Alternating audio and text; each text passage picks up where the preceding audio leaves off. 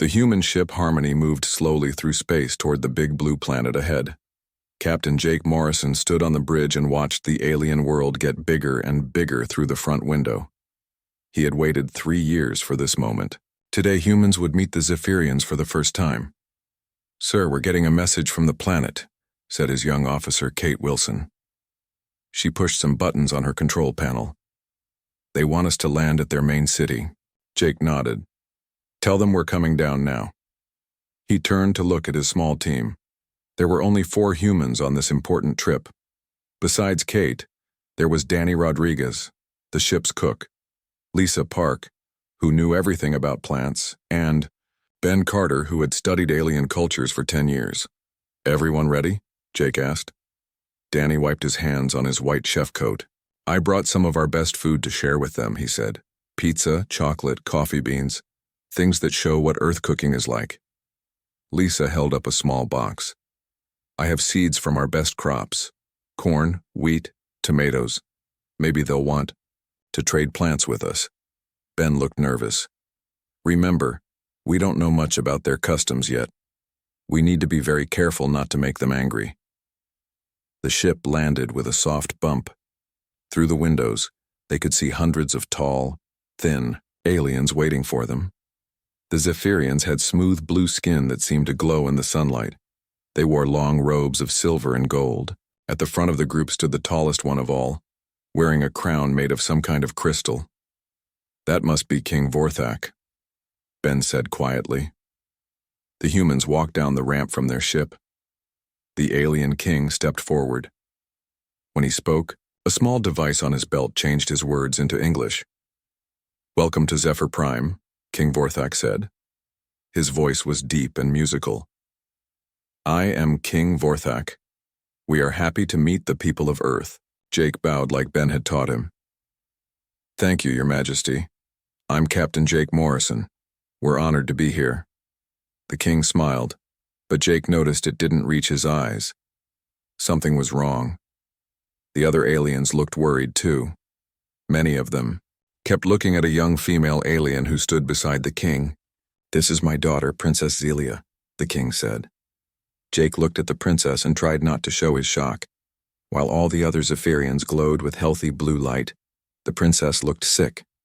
Her skin was pale gray instead of bright blue. She could barely stand up straight. 2 other aliens had to help hold her up.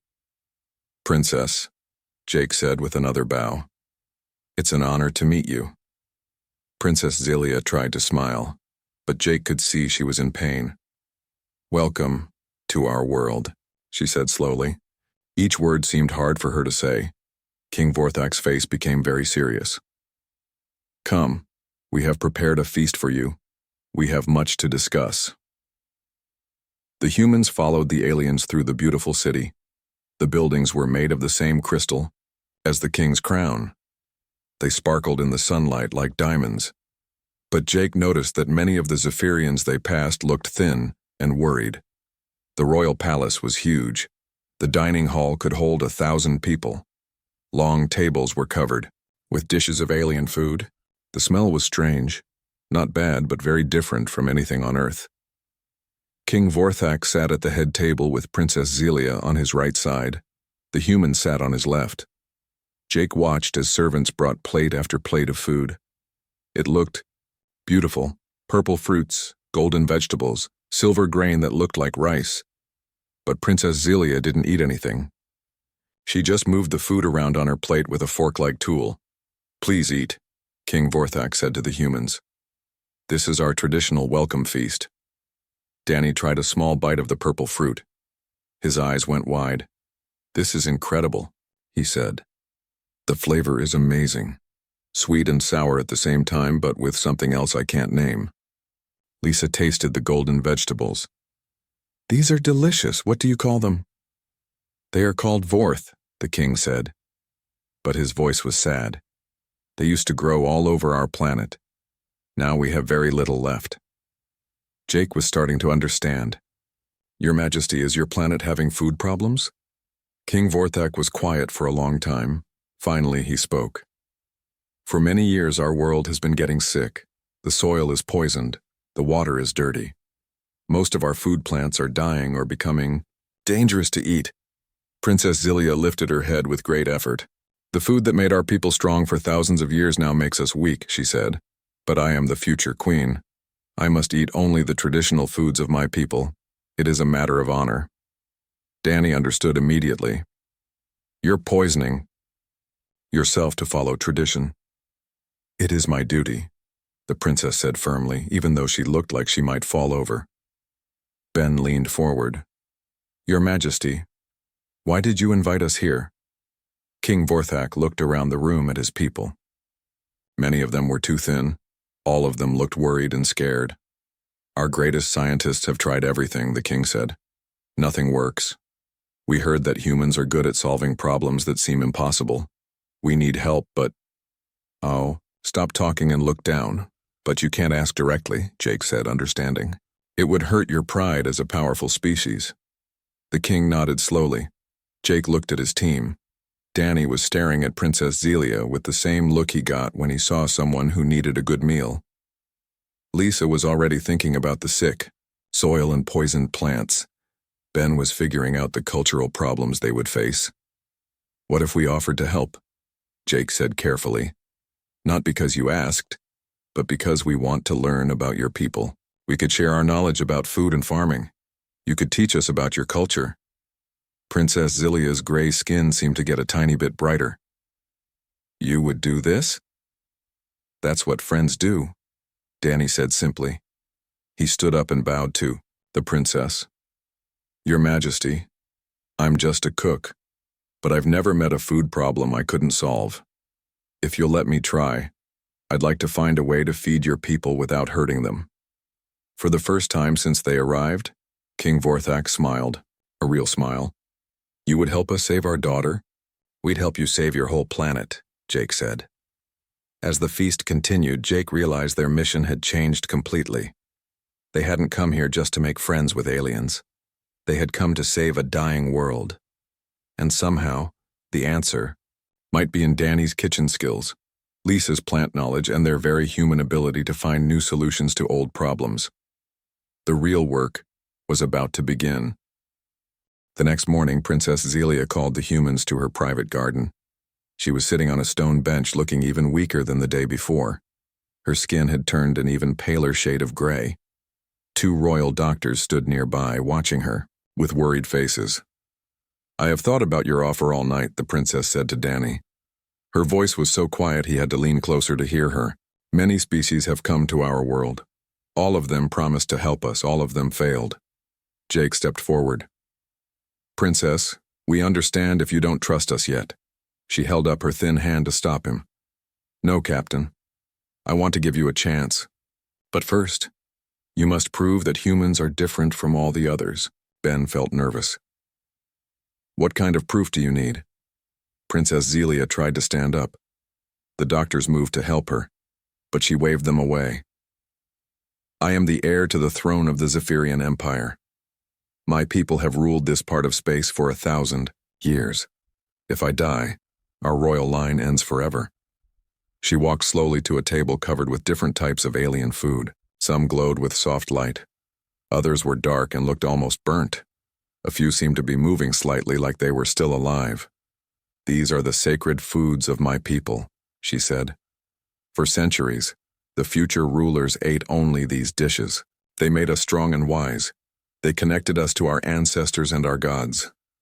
Danny looked at the food carefully. Even from far away, he could smell that something was wrong. The food smelled sour and bitter. Some pieces had dark spots that looked like mold. Now these same foods are killing me, the princess continued. But I cannot eat anything else. It would be like saying our ancestors were wrong. It would mean I'm not worthy to be queen. Lisa stepped closer to examine the food. Princess, may I ask what happened to change the food? One of the royal doctors answered. Our planet's soil has been damaged by mining and factories. Chemicals have gotten into the ground and water. The plants absorb these poisons. Even our animals are sick from eating the poisoned plants. We've tried to clean the soil, the other doctor added. We've tried to grow the plants in clean water. Nothing works. The traditional foods are too dangerous to eat. But we don't know. What else our people can eat safely? Princess Zelia sat back down heavily. So here is your challenge, humans. Find a way to feed my people without destroying our culture. Find foods that will keep us strong without breaking our traditions. Do this and we will know that Earth truly has something valuable to offer us. She pointed at the poisoned food on the table. You have 7 days. If you cannot solve this problem, then you must leave our world and never return. We cannot waste more time on false hopes. Jake felt the weight of her words. 7 days to save an entire species and their princess. He looked at his team. Danny was already walking toward the food table. Lisa had pulled out a small device to test the soil. Ben was asking the doctors questions about Zephyrian culture. We accept your challenge, Jake said. After the princess left, the 4 humans gathered in their guest rooms to make a plan. This is bigger than I thought, Danny said. He had spent an hour examining the poisoned food. These aren't just sick plants, the whole food system is broken. It's like trying to cook with ingredients that are already rotten. Lisa looked at her test results. The soil readings are terrible. Heavy metals, chemical waste, acid levels that would kill most earth plants, but... She paused and looked at her data again. There might be hope. Some of these chemical markers look familiar. What do you mean? Ben asked. Earth had similar problems in some places, Lisa explained. Areas where mining or factories poisoned the land. We learned how to clean the soil and find plants that could grow in bad conditions. Maybe those techniques could work here too. Ben shook his head. Even if we can grow safe food, there's still the cultural problem. The princess said, she can only eat traditional foods. If we give her earth food, it might save her life, but it would destroy her honor. In Zephyrian culture, a ruler without honor is worse than no ruler at all. Danny sat quietly for a moment, thinking. Then his face lit up. What if we don't give her earth food? What if we make Zephyrian food safe again? How? Jake asked. Lisa, you said Earth had similar problems. How did we fix our poisoned food? Lisa thought about it. We used different techniques. Sometimes we cooked food in special ways to remove toxins. Sometimes we added other ingredients that neutralized the poison. And sometimes we used fermentation, letting good bacteria break down the bad chemicals. Danny started pacing around the room, excited. That's it. We don't change what they eat. We change how they prepare it. We use human cooking techniques on their traditional ingredients. Ben looked hopeful for the first time. That could work, culturally. If we can show that we're not replacing their traditions, just helping them do their traditions safely, Jake nodded. It's worth a try. What do you need? Danny grabbed his chef's bag. I need to get into their royal kitchen. I need to see how they normally prepare their food. And I need samples of everything. The safe ingredients, the poisoned ones, everything. Lisa picked up her testing equipment. I'll work on the soil and water problems. Maybe I can find which of our earth plants might grow here safely. Plants that could supplement their diet without replacing it. Ben pulled out his tablet computer. I'll study their food customs more carefully. I need to understand exactly which traditions are most important and which ones might be flexible. Over the next 3 days, they worked harder than they had ever worked before. Danny spent every waking hour in the royal kitchen, learning to prepare traditional Zephyrian dishes. He discovered that their cooking methods were very simple, mostly raw foods or foods cooked in plain water. No wonder the toxins aren't being removed, he told Lisa. On Earth, we learned that cooking at high heat, adding acids like vinegar or fermenting food can break down many poisons. But they've never tried these techniques. Lisa made an exciting discovery in the palace gardens. Jake, look at this, she called him over to a patch of sick-looking plants. These aren't completely dead. Some of them are actually trying to clean themselves. Their roots are filtering out some of the toxins. She showed him her test results. If we help this natural process along, add some earth bacteria that eat heavy metals, change the soil pH, introduce some of our hardy plants to help clean the ground, we might be able to save their traditional crops. Ben found something important too. He spent hours talking to the palace historians and learned that Zephyrian food traditions had changed many times over the centuries. Their ancient cooking methods are only about 300 years old, he told the group. Before that, they used fermentation and heat cooking, just like humans do. They changed to raw foods because they thought it was purer and more spiritual. On the fourth day, Danny made his first test meal. He took traditional Zephyrian ingredients, but he prepared them using old human techniques. He fermented some of the grains like sourdough bread. He cooked the vegetables at high heat with acids to neutralize toxins.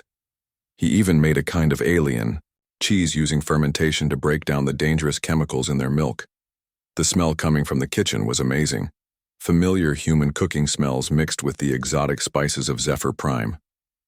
"I think this might work," Danny said, tasting his creation carefully. "The flavors are still completely Zephyrian, but the food is safe to eat." But they still had the biggest challenge ahead of them. They had to convince Princess Zilia to try their modified version of her sacred foods. If she refused, or if the food made her sicker instead of better, their mission would be over. Jake looked at his team. They were all tired but hopeful. "Tomorrow we present our solution to the princess. Are we ready?" Danny packed his carefully prepared dishes. Lisa gathered her soil samples and plant data. Ben reviewed his cultural research one more time. "We're as ready as we'll ever be," Jake said. "Let's hope it's enough to save her life." On the fifth morning, Princess Zelia could barely get out of bed. Her skin had turned almost white, and she had to lean on two servants just to walk to her chair. King Vorthak looked at his dying daughter with tears in his eyes. "The human time is almost up," one of the royal advisors whispered to another. "Perhaps we should prepare for the worst." But Danny wasn't giving up. He had worked all night in the royal kitchen, making his final version of the modified Zephyrian feast. He had found the perfect balance, traditional ingredients prepared, with human techniques that removed the poison while keeping all the original flavors. Jake and his team entered the princess's dining room, carrying covered dishes that smelled incredible. Even the sick princess lifted her head slightly when the aroma reached her. "Your Majesty," Jake said to King Vorthak, "we believe we have found a solution, but first, let us explain what we learned about your food." Ben stepped forward with his research. "We discovered that your people used to cook their food differently. Your ancestors used fermentation, heat, and other methods that made food safer. These aren't human techniques. They're old Zephyrian techniques that were forgotten." Lisa showed her soil samples. "Your land isn't completely ruined. With some help, your traditional plants can grow safely again. We can clean the soil using methods we developed on Earth, but the plants themselves will be purely Zephyrian." Danny uncovered his dishes. The food looked exactly like traditional Zephyrian cuisine, but it smelled richer and more complex. "Princess, this is your sacred food, prepared the way your great-great-grandparents used to make it. Nothing has changed except the cooking methods." Princess Zelia stared at the food. "It looks like our traditional dishes, but it smells different. Because it's not full of poison anymore," Danny said gently. "The fermentation process removes the toxins. The high-heat cooking breaks down the dangerous chemicals. Your ancestors knew these techniques would keep them healthy." King Vorthak leaned forward. "Are you certain this is safe?" Lisa nodded. "I've tested everything. The toxic levels are now below what we consider safe for humans. For Zephyrians, who process food differently, it should be even safer." But Princess Zelia still hesitated. "If I eat this and it makes me sicker, I will die. If I eat this and it helps me, but it's not truly traditional food, then I'm not worthy to rule my people." Ben had expected this. "Your Majesty, we found records in your palace library. Your people used these exact cooking methods until 300 years ago. A king named Zorthak decided that raw food was more pure and spiritual. But before him, all your rulers ate fermented and cooked foods." The princess looked surprised. "King Zorthak the Wise? He changed our food traditions?" "Yes, and now we're asking you to change them back," Ben said. "Not to human ways, but to older Zephyrian ways." Danny picked up a small piece of the prepared food with a clean utensil. "Princess, I've been cooking for 20 years. I've never served food that I wasn't sure was safe. I promise you, this will not harm you." Princess Zelia looked at her father. King Vorthak's face showed all his worry and love for his daughter. The choice is yours, my child. But remember, a dead princess cannot serve her people at all. Very slowly, Princess Zilia reached for the food. Her hand shook as she lifted it to her mouth. Everyone in the room held their breath. She chewed carefully, tasting every flavor. Her eyes grew wide. "This tastes like the foods in the old songs," she whispered. "The ones that told stories about feasts in the ancient times.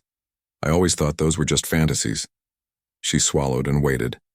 1 minute passed, then 2, then 5. "How do you feel?" the royal doctor asked. Princess Zilia sat up straighter. For the first time in months, she didn't need help to stay upright. I feel like I could eat more." Danny smiled and offered her another piece. Then another. Slowly, carefully, the princess ate her first full meal in weeks. As she ate, something amazing happened. The gray color in her skin began to fade. A tiny bit of blue glow started to return. It was faint, but everyone could see it. "By the ancient gods," King Vorthak breathed. "She's getting better." The princess finished the entire meal. Then she stood up without help for the first time in days. "I want to see the kitchen where you made this food." Danny led her to the royal kitchen, where he had set up his fermentation pots and cooking equipment. The princess examined everything carefully. "Show me how you did this," she demanded. Danny spent the next 2 hours teaching Princess Zilia how to prepare her own traditional foods using the old methods. She was a quick learner, and soon was fermenting grains and cooking vegetables at proper temperatures. "This is still our food," she said with growing excitement. "Our ingredients, our recipes just prepared the way our ancestors intended." Lisa showed the princess her soil treatment plans. "We can clean your farmland too. It will take time, but we can bring back the healthy crops your people remember from the old stories." Princess Zilia was getting stronger by the hour. The blue glow in her skin was becoming brighter. "Father," she called to King Vorthak, "we must tell the people immediately. The humans have given us back our heritage." But not everyone was happy about the news. Some of the royal advisors gathered in the corner, whispering angrily. "This is wrong," one of them said loudly. "We are accepting help from aliens. This makes us look weak." "Weak?" Princess Zilia turned to face them, standing tall and glowing, brighter than she had in months. "Learning from others makes us strong. Adapting to survive makes us wise. Refusing help when our people are dying makes us foolish." Another advisor stepped forward. "But Princess, what will other species think? They will say the mighty Zephyrians needed humans to teach them how to feed themselves." Jake had been quiet, but now he spoke up. "They'll say the Zephyrians were smart enough to find a solution when they needed one. They'll say you were strong enough to change when change was necessary." King Vorthak looked at his daughter, who was more alive and healthy than she had been in months. Then he looked at his advisors, who cared more about pride than survival. "The decision is made," he announced. "We will learn these techniques. We will clean our soil. We will feed our people." He turned to Jake. "And we will do it in partnership with Earth." The princess walked over to Danny and bowed deeply. "Chef Rodriguez, you have saved my life and my people's future. How can we ever repay you?" Danny smiled. "Teach me more about your spices and ingredients. I want to learn as much from you as you've learned from me." Lisa was already making plans with the royal scientists to start soil rehabilitation projects. Ben was working with the historians to document the old cooking traditions they had rediscovered. As the day ended, Jake stood with his team watching Princess Zilia eat her second full meal. Her skin was now glowing with healthy blue light, almost as bright as her father's. "We did it," Lisa said quietly. "We actually saved her." "We saved more than her," Ben added. "We saved their whole culture." Danny was still teaching Zephyrian cooks how to ferment grain properly. "This is just the beginning," he said. "Wait until they try chocolate." Jake laughed. "One Earth food at a time, Danny. One at a time." But he knew Danny was right. This was just the beginning of something much bigger. They had proven that humans and Zephyrians could work together. They had shown that sharing knowledge made both species stronger. The real adventure was about to start. 3 weeks after Princess Zelia's first safe meal, news of her recovery had spread across the entire planet. The royal palace was busier than it had been in years. Zephyrian nobles, scientists, and farmers came from every corner of their world to see the miracle for themselves. Princess Zelia now glowed with the bright blue light of perfect health. She had gained weight and strength. Most importantly, she was full of energy and new ideas for helping her people. "Father, we must start teaching these methods in every city," she said during the morning council meeting. "Our people are still eating poisoned food because they don't know there's a better way." King Vorthak nodded. "I have already sent messages to all our provincial governors, but—" He looked worried. "Not everyone is happy about these changes." Jake and his team were also at the council meeting. They had been staying as honored guests while they helped set up the new food programs. Danny had been working with royal cooks to modify thousands of traditional recipes. Lisa had started soil cleaning projects in 12 different regions. Ben had been teaching Zephyrian historians about their own forgotten food traditions. "What kind of resistance are you seeing?" Jake asked. A messenger entered the room and bowed to the king. "Your Majesty, Lord Vex from the Northern Territories has arrived. He demands an audience." King Vorthak sighed. "Send him in." Lord Vex was an old Zephyrian noble with skin that barely glowed. He wore traditional robes and carried an ancient staff of office. When he entered the room, he didn't bow to the king. Instead, he stared at the humans with obvious dislike. "King Vorthak," Lord Vex said in a cold voice, "I come here representing dozens of noble families. We are deeply concerned about these changes you have made." "What concerns you, old friend?" the king asked politely. Lord Vex pointed at Danny, who was quietly taking notes about Zephyrian spices. "You have allowed aliens to change our most sacred traditions. You have let them into our royal kitchen. You have even let your daughter eat their alien cooking methods." Princess Zelia stood up, her healthy glow brightening with anger. "Lord Vex, these alien cooking methods saved my life, and they're not alien at all. They're ancient Zephyrian methods that we had forgotten." "Lies," Lord Vex snapped. "You have been corrupted by these humans. You eat their food and now you think like them. This is exactly what we feared would happen." Ben stepped forward carefully. "Lord Vex, we have historical records from your own palace library. These cooking techniques were used by your people for thousands of years." "I don't care what your human books say," Lord Vex replied. "For the last 300 years, pure food has been the way of our people, raw and natural as the gods intended." Danny couldn't stay quiet anymore. "Pure food that's killing everyone? Natural food full of poison? How is that better?" Lord Vex turned, red with anger. "Because it's our way. Because accepting help from inferior species makes us weak. Because once we start eating like humans, soon we'll be thinking like humans, acting like humans, becoming like humans." The room went very quiet. Jake could see that Lord Vex had touched on the real fear, that learning from humans somehow made the Zephyrians less special. Princess Zelia walked over to stand directly in front of Lord Vex. Even though he was much older, she was now taller and stronger than him.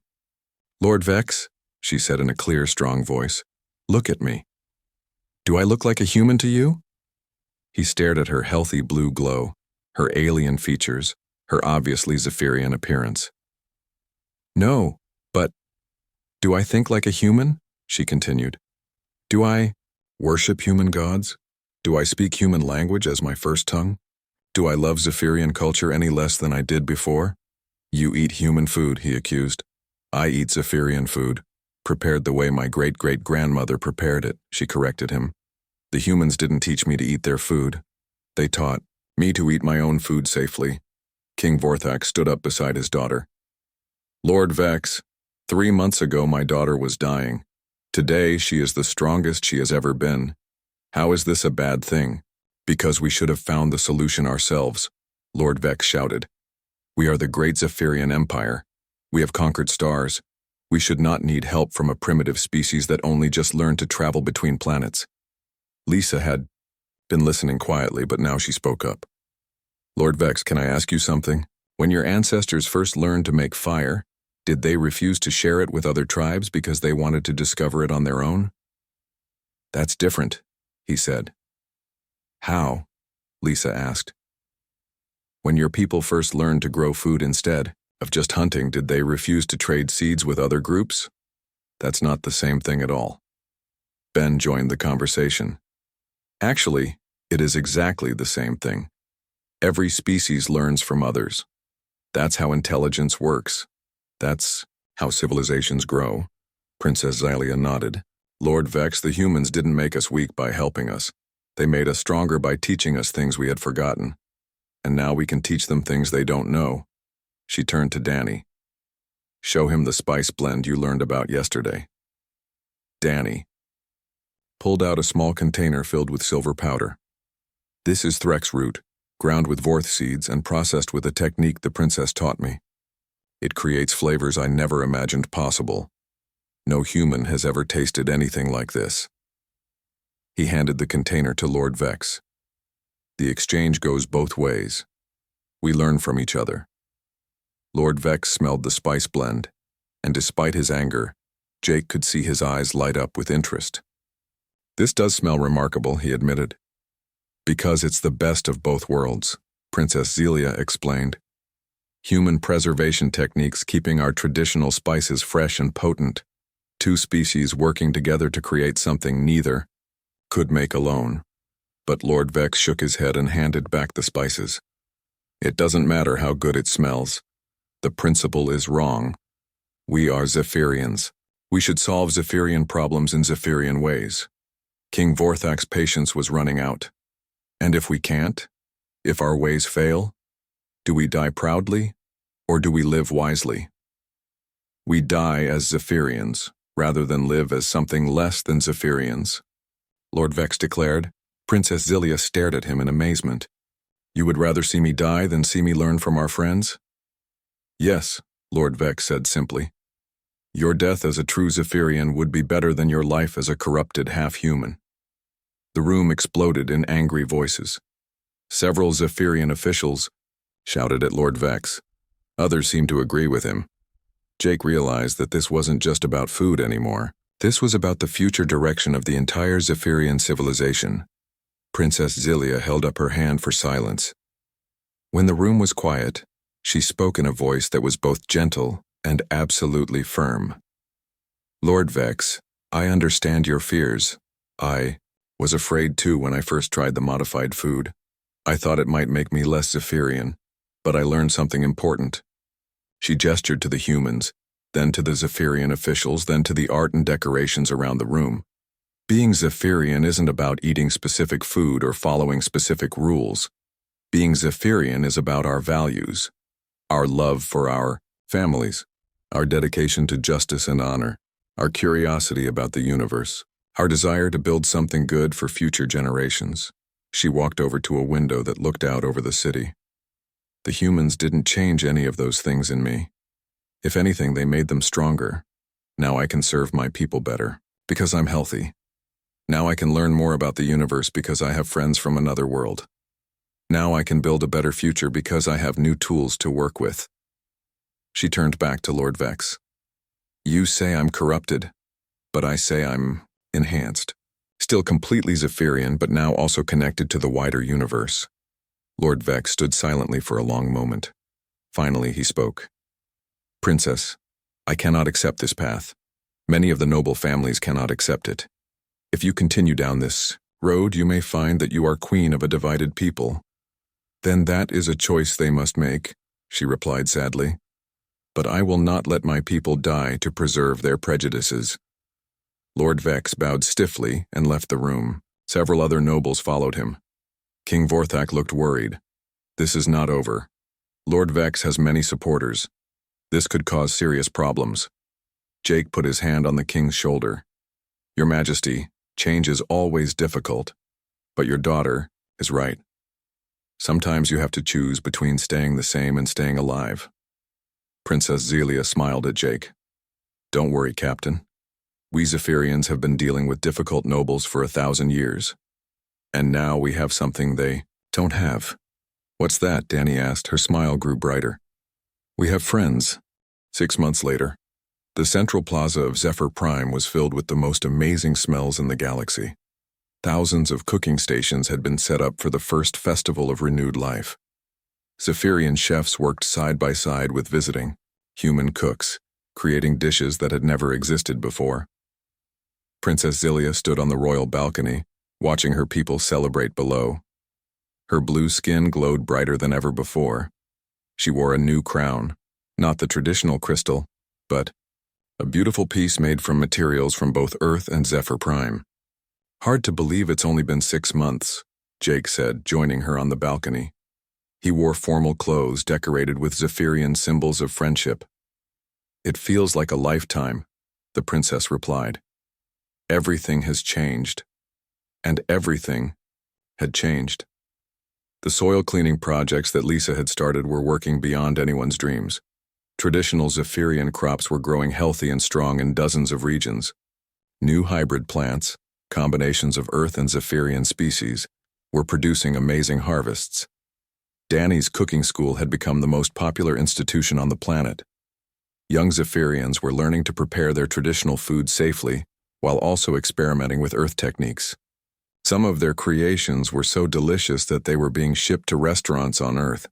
Ben's cultural exchange program had brought hundreds of humans and Zephyrians together. They were learning each other's languages, sharing art and music, and discovering that different species had more in common than anyone had expected. But the greatest change was in the Zephyrian people themselves. They were healthier, happier, and more confident than they had been in decades. The fear that had hung over their planet for years was finally gone.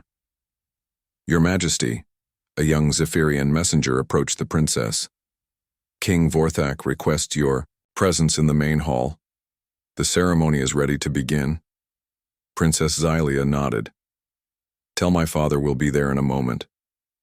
As the messenger left, she turned to Jake.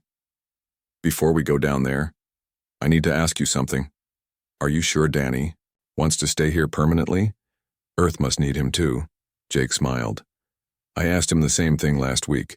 He told me that Earth has thousands of good cooks, but Zephyr Prime only has one human chef who understands both cultures. He says this is where he can do the most good. They walked down to the main hall, where the official ceremony was taking place. The room was packed with representatives from dozens of species.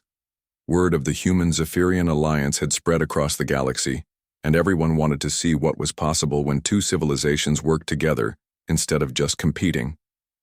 King Vorthak stood at the front of the room, looking proud and healthy. Beside him stood Danny, Lisa, and Ben, all wearing medals of honor from the Zephyrian Empire. Friends from across the galaxy, King Vorthak began. 6 months ago, my people were dying. Our planet was poisoned, our food was toxic, and our future was dark. Today we celebrate not just our recovery, but our growth into something better than we were before. He gestured to the humans. These 4 people came to our world with nothing but curiosity, kindness, and knowledge. They asked for nothing in return. They simply offered to help, and in helping us they taught us something important. Princess Zilia stepped forward. They taught us that strength doesn't come from isolation. Wisdom doesn't come from pride. True greatness comes from being willing to learn, to change, and to grow. The crowd applauded, but Princess Zilia wasn't finished. Some of our people opposed these changes. They said that accepting help made us weak. They said that learning from humans made us less Zephyrian. They were wrong. She walked over to stand beside Danny. This human chef didn't make us less Zephyrian. He made us more Zephyrian by helping us rediscover our own forgotten traditions. This human botanist didn't replace our crops with alien plants. She helped us heal our own land so our own plants could thrive again. She nodded to Lisa and Ben. These humans didn't try to change our culture. They helped us understand our culture better than we understood it ourselves. A door at the back of the hall opened, and Lord Vex entered with a group of other noble Zephyrians. Jake tensed, wondering if they had come to cause trouble. But Lord Vex walked to the front of the room and bowed deeply to Princess Zilia. Your Majesty, he said in a loud voice. I come here today to admit that I was wrong. For months I fought against the changes you made. I believed that accepting human help would make us weak. He straightened up and looked around the room. But I have spent these months watching our people recover. I have seen our children grow strong on food that doesn't poison them. I have watched our farmers harvest crops they thought were lost forever. I have seen my own grandson learn to cook traditional dishes using techniques that keep them safe and delicious. His voice grew stronger. Princess Zilia, you were right. Learning from our friends doesn't make us less Zephyrian. It makes us better Zephyrians. The crowd cheered loudly. Princess Zilia smiled and embraced the old noble.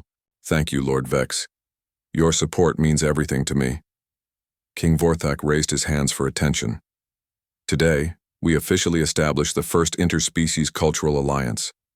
Earth and Zephyr Prime will share knowledge, trade goods, and work, together to solve problems that neither could solve alone. He turned to Jake. Captain Morrison, we offer you the position of first human ambassador to the Zephyrian Empire. Jake bowed. Your Majesty, I accept with honor. Danny Rodriguez, the king continued, we offer you the position of Royal Cultural Chef and head of the Interspecies Culinary Institute. Danny grinned. I accept, Your Majesty, and I promise the food will only get better from here. Lisa Park, we offer you the position of Chief Ecological Advisor and head of our Planetary Restoration Project. Lisa stepped forward with tears in her eyes. Thank you, Your Majesty. I can't wait to see what we can grow together. Ben Carter, we offer you the position of Director of Interspecies Cultural Studies. Ben bowed deeply. I'm honored, Your Majesty. There's so much more we can learn from each other. As the official ceremony ended, the real celebration began. The doors opened, and everyone moved out to the plaza, where the Festival of Renewed Life was in full swing. Jake wandered through the crowd, amazed by what he saw. Zephyrian children were teaching human visitors how to play traditional games. Human musicians were performing duets with Zephyrian singers, creating music that had never existed before. At food stations throughout the plaza, people from both species were sharing meals and recipes. He found Danny at a cooking station, teaching a group of young Zephyrians how to make a fusion dish that combined Earth pizza techniques with traditional Zephyrian flatbread. Any regrets about staying? Jake asked him. Danny looked around at his eager students, then at the crowd of happy, healthy Zephyrians enjoying the festival. Are you kidding?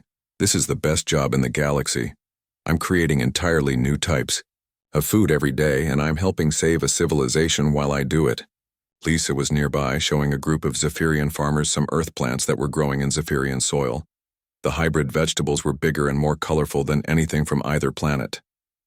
Jake, she called out excitedly, look at these. Tomatoes. The Zephyrian soil minerals have made them sweet in a completely new way. We're going to revolutionize agriculture on both our worlds. Ben was sitting at a table with several Zephyrian historians, comparing stories and legends from both cultures. They had discovered that humans and Zephyrians had remarkably similar myths about heroes who brought fire to their people. As the day turned to evening, Princess Xylia took the stage for the final speech of the festival. The entire plaza went quiet to listen to her. 6 months ago I was dying, she began. Not just me, but our entire civilization. We were so proud, so sure that we could solve all our problems alone that we almost died rather than ask for help. She gestured to the crowd, where humans and Zephyrians were sitting together, sharing food and stories. Today, I see the future of the galaxy. Not species competing with each other, but species working together. Not civilizations trying to prove they're superior, but civilizations learning from each other's strengths. Her voice grew stronger and more excited. This is just the beginning. There are thousands of species out there, each with their own knowledge, their own skills, their own gifts. Imagine what we could accomplish if we all worked together instead of fighting or ignoring each other. The crowd cheered loudly. People began chanting "Alliance, Alliance" in both human and Zephyrian languages. Princess Zilia smiled and held up her hands for quiet one last time. So I declare this day not just the festival of renewed life for Zephyr Prime, but the beginning of A new age for the entire galaxy. An age where we judge each other not by how different we are, but by how much we can learn from each other. An age where we grow stronger together instead of weaker apart. As the festival continued into the night with music, dancing, and the sharing of countless new dishes, Jake stood with his team and their new Zephyrian friends looking up at the stars. "You know what this means, don't you?" he said to the others. "What?" Danny asked, taking a break from teaching Zephyrian children how to make ice cream. "This is just planet number 1, Jake said with a grin. There are thousands of other worlds out there, and now we know that the best diplomacy happens around the dinner table,